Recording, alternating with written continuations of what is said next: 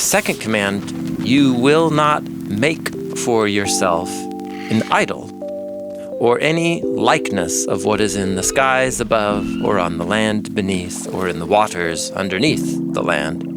You will not worship them. You will not serve them.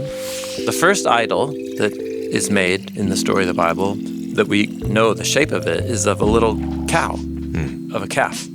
And in terms of archaeology, little molten, molded calves or bulls are one of the most common ancient statues. It was either deified and worshipped or used as a representation of divinity. So it becomes the thing by which now I have access to this other greater thing. Yes. So why would the biblical authors think that this is a huge problem? There's one passage in Deuteronomy 4 where you get the closest to like a reason why. And it's Moses retelling the story of what happened at Mount Sinai when Israel heard God speak the 10 Commandments. He says, so watch yourselves carefully, because you didn't see any form on the day that Yahweh spoke to you at Mount Horeb from the middle of the fire. So watch yourselves so that you don't act corruptly and make a graven image for yourselves in the form of any carved or shaped figure. Also, watch yourselves so that you don't lift your eyes up to the skies and see the sun or the moon and the stars, the host of heaven, and be drawn away and worship and serve them. But Yahweh has taken you all and brought you all out of the iron furnace from Egypt to be a people of his own possession. Okay, yeah. You didn't see God in any form. And you're going to have this impulse to try to create a form of God. There's something dangerous and misguided about trying to create a form to contain Yahweh God. There you go. Because remember, Yahweh means the one who is. There is just one source of all reality, and that one who is so above and beyond our imagining.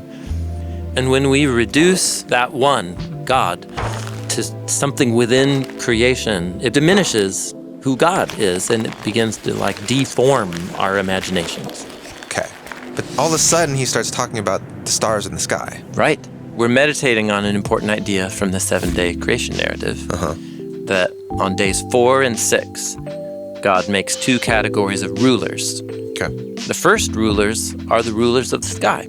And it's exactly these 3, the sun, the moon, and the stars. And they're called ot in Hebrew, signs or symbols that actually do reflect something really important about the one who is. But they are not the one who is.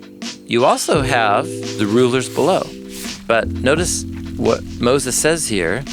The Lord has taken you all, the Israelites, and brought you all out of the iron furnace. Egypt is described as a furnace.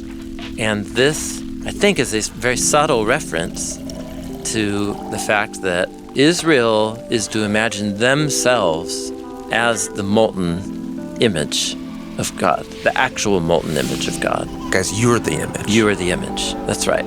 Humans shouldn't make images of God because God already made an image of himself, and that is humans. Humans. And it's not a statue of humans, it's just humans. The living, breathing breathing humans are God's image. If you want to find connection to Yahweh God, it's other humans.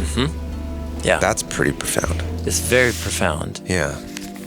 So then you get, because I, Yahweh your Elohim, am a passionate Elohim. What God means is, I am passionate for the well-being of my creation. And anything that harms or reduces it, Yahweh's on a mission to get rid of that.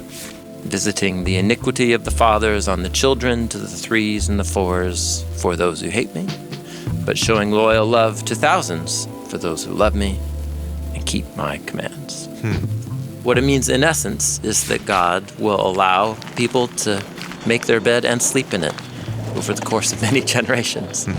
But for those who love God and keep his commands, there will be a reciprocity of infinite generations, thousands of generations, which is basically saying Uncountable. uncountable.